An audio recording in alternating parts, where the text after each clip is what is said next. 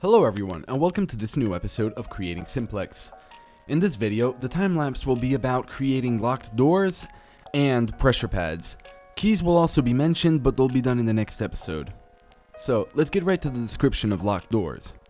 The locked door is the main level item that allows the player to proceed within the puzzle.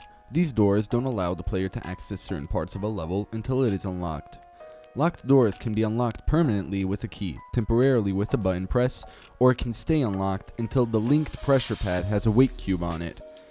When a locked door gets unlocked, it opens up vertically and stays open depending on the nature of its linked object.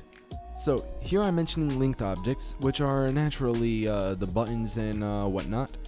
And basically, linked objects display what object they are linked to through a visual key that consists in a dotted pattern that goes from one end, for example a pressure pad, to another, for example a locked door. Now, let's get to pressure pads.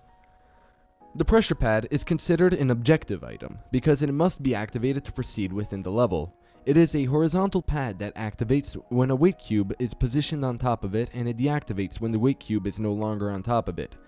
When it is activated, a locked door that is linked to the pressure pad will unlock. When it is deactivated, the locked door, if it was previously unlocked, will be locked again. So, that last phrase sounds almost like a tongue twister, but whatever. Let's get right into the game engine and let's get to work.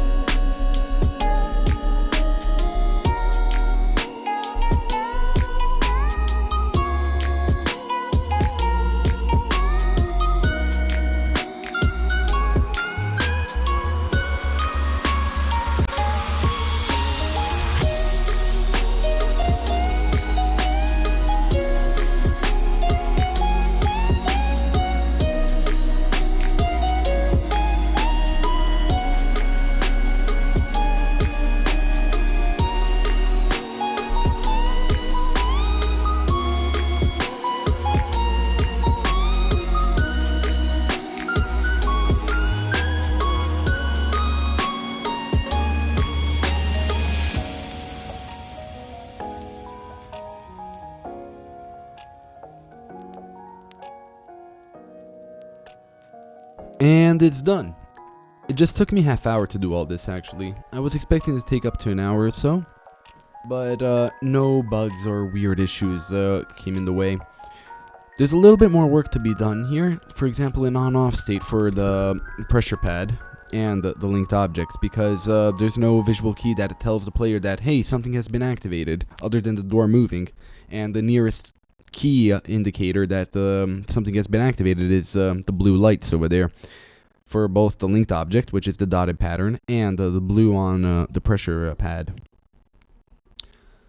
So the next episode, as promised, will be on keys. I might also be doing something else like this. The video will be a little longer. I will work a little more on the game, and I'll finish it even earlier. So if you've enjoyed this video, leave a like, subscribe, and get notified.